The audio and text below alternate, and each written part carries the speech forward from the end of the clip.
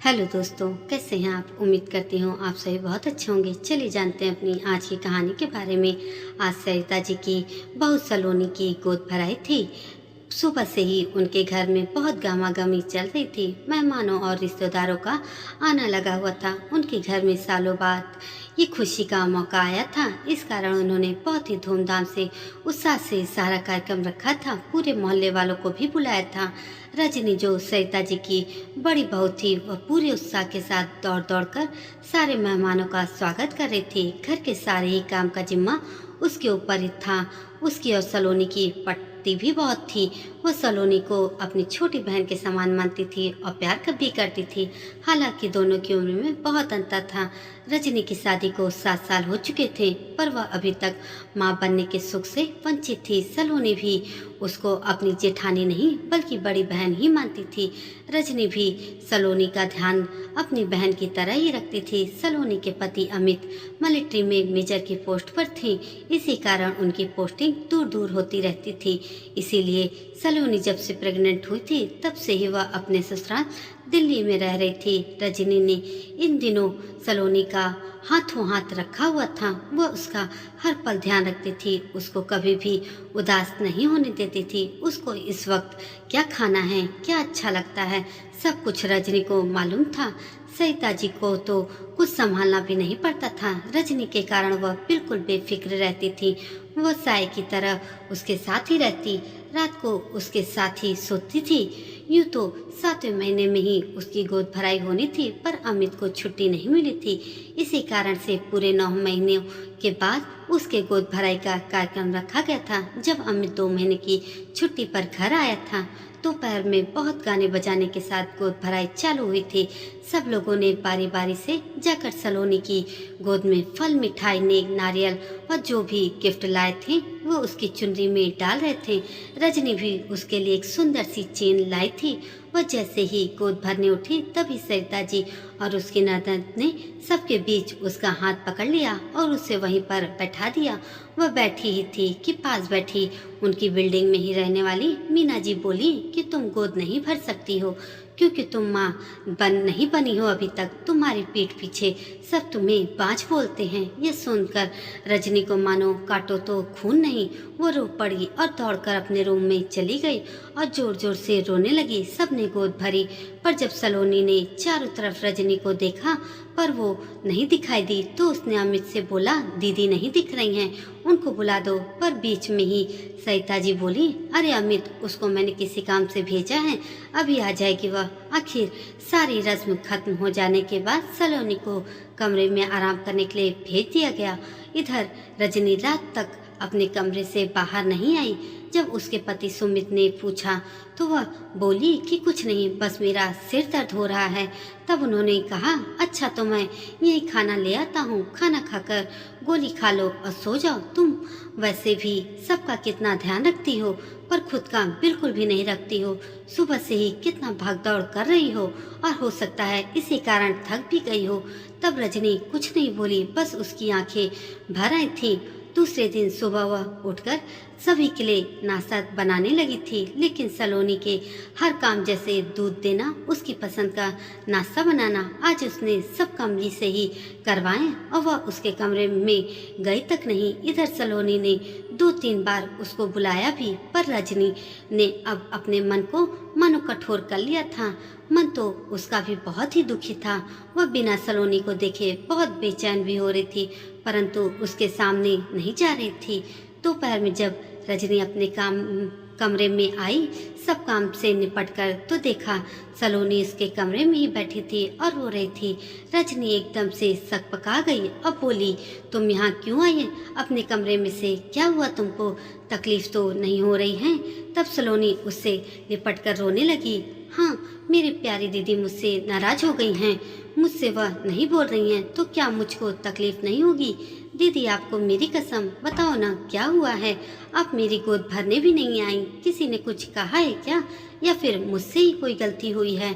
अरे नहीं सोना, तुम तो बहुत अच्छी हो। इतना कहकर रजनी रोने लगी। मैं माँ नहीं बनी हूँ ना, ऐसा कहकर वह चुप हो गई। तो क्या हुआ दीदी। पर रजनी आगे कुछ भी नहीं बोली, क्योंकि वह नहीं चाहती थी कि घर में किसी भी तरह का कलेश हो और उसका कोई भी बुरा असर सलोनी या उसके बच्चे पर इस वक्त पड़े। सलोनी, तुम अपने कमरे में जाओ और आराम करो। अब अमित भी इंतजार कर रहा होगा तुम्हारा। नहीं दीदी, ये तो कहीं गए हैं, मैं आपके पास ही रहूंगी अभी। और फिर वह उसकी गोद में लेट गई। वह भी उसके सिर को सहलाने लगी प्यार से। तब उसकी आंखों में आंसू भर आए थे। आज अमित के बचपन के दोस्त की मंगनी की रस्म थी। पूरे परिवार को बुलाया गया था। दोनों के पापा भी अच्छे दोस्त थे और दोनों एक ही विभाग में काम करते थे। सरिता जी के जाते जाते रजनी से बोला, हम लोग जल्दी ही आ जाएंगे, तुम सलोनी का ध्यान रखना। कुछ भी प्रॉब्लम हो तो फोन कर देना। वहाँ जाना भी जरूरी है, वरना नहीं जाते हम लोग, कहकर वह लोग चले गए। रजनी ने सलोनी को दूध व नाश्ता दिया। अचानक थोड़ी ही देर बाद सलोनी के पेट में बहुत जोर का दर्द होने लगा। वह दर्द से कराहने लगी। अब बोली, दीदी मुझे बहुत दर्द हो रहा है। उसने उठने की कोशिश भी की पर वह उठ नहीं पा रही थी। तब रजनी उसकी हालत देखकर एकदम से घबरा गई। कमली, ओ कमली, जरा जल्दी से इधर आ, इसे बहुत दर्द हो रहा है, इसी वक्त अस्पताल ले जाना पड़ेगा। कमली आकर बोलती है, हाँ दीदी, ऐसा दर्द तो बच्चा होने पर ही होता है। दोनों ने उसको संभाल कर उठाया। ड्राइवर को जल्दी से गाड़ी निकालने का बोला और सलोनी को गाड़ी में बैठाकर अस्पताल चलने को बोला। रजनी और कमली दोनों ही सलोनी के पास बैठी थी, उसको दिलासा दिए जा रही थी। रजनी ने जल्दी से सरिता जी को फोन लगाया पर उनका फोन लग ही नहीं रहा था। उसने एक एक कर परिवार के सभी लोगों को फोन लगाया पर किसी ने भी अपना फोन नहीं उठाया। कमली, शायद वहाँ ढोल वगैरह बज रहे हैं, इसी कारण किसी को भी फोन सुनाई नहीं दे रहा है। मैडम, अस्पताल आ गया। जब ड्राइवर ने बोला, अरे जाओ जल्दी से स्ट्रेचर और नर्स को लेकर आओ। तब तक सलोनी का दर्द बहुत ही बढ़ चुका था। दीदी, मुझे और मेरे बच्चे को बचा लो, मैं मर जाऊंगी। दीदी प्लीज अमित को भी बुलवा दीजिए, मुझे उनसे मिलना है। रजनी भी उसकी बातें सुन रोने लगी और उसके सर पर हाथ फेर कर बोली, मैं हूँ तुम्हारे साथ, तुम्हें कुछ भी नहीं होगा। तब उसको अंदर ओटी में ले जाया गया। सारे चेकअप करने के बाद डॉक्टर बाहर आकर बोले, थोड़ी परेशानी आ रही है, हीमोग्लोबिन कम है इनका और बच्चे भी 2 हैं, हमें इनका ऑपरेशन करना पड़ेगा और शायद इन्हें ब्लड की भी जरूरत पड़ेगी। आपके साथ और कोई हो तो उसको बुलवा लीजिए, हमें जल्दी ही ऑपरेशन करना पड़ेगा इनका। आप पेपर्स पर साइन कर दीजिए, तब तक हम ऑपरेशन की तैयारी शुरू करते हैं। रजनी बोलती है, डॉक्टर साहब आप मेरा ब्लड चेक कर लीजिए, बस सलोनी और उसके बच्चे को कुछ भी नहीं होना चाहिए। ब्लड ग्रुप उसका मैच हो गया। इतने में अमित का भी फोन आ गया। उसने जल्दी से उन सबको अस्पताल आने को बोला। उसका ब्लड लेकर नर्स ने उसको लेटने को कहा और खुद ओटी में चली गई। थोड़ी देर में नर्स आई और बोली, बधाई हो आपको, सलोनी जी को जुड़वा बच्चे हुए हैं, उनका ऑपरेशन भी सफल हो गया। तब रजनी खुशी के मारे रो पड़ी और भगवान को धन्यवाद देने लगी। तब तक सारा परिवार भी अस्पताल में आ चुका था। सबने एक दूसरे को बधाई दी। नर्स उनसे बोली, आज रजनी जी के कारण दोनों ही जच्चा और बच्चा सलामत हैं। सरिता जी रजनी के पास आकर बोली, आज मैं तुमसे माफ़ी मांगती हूँ बेटा, बहू मैंने उस रोज तुमको गोद भराई करने नहीं दिया लोगों के कहने में आकर, पर आज तुमने सलोनी और उसके बच्चे की रक्षा करके अपना पूरा फर्ज निभाया। शाम तक सलोनी को भी होश आ गया था। उसने पालने में देखा तो 2 प्यारे से बच्चे सो रहे थे। तब उसने अमित से बोला, मुझको उठाओ। उसने धीरे से बैठकर एक बच्चे को गोदी में ले लिया और पास खड़ी हुई रजनी को बोली, दीदी आपने तो मेरी गोद भराई नहीं की, पर आज मैं आपकी गोद भराई करना चाहती हूँ। फिर उसने अपने बच्चे को रजनी के हाथों में थमा दिया और उससे बोली, दीदी मेरे इन बच्चों पर आज से ही तुम मुझसे कहीं ज़्यादा आपका हक है। रजनी और सुमित दोनों की आंखें भर आई उसकी बातें सुन। रजनी ने बच्चे को गोद में लेकर अपने आंचल में प्यार से समेट लिया और उसको प्यार करने लगी।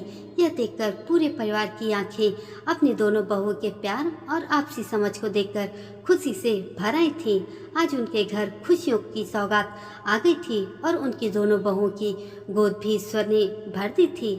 दोस्तों, अगर आपको कहानी अच्छी लगी हो तो प्लीज़ लाइक करें और ऐसी ही अन्य कहानी के लिए हमारे चैनल को सब्सक्राइब भी कर दें।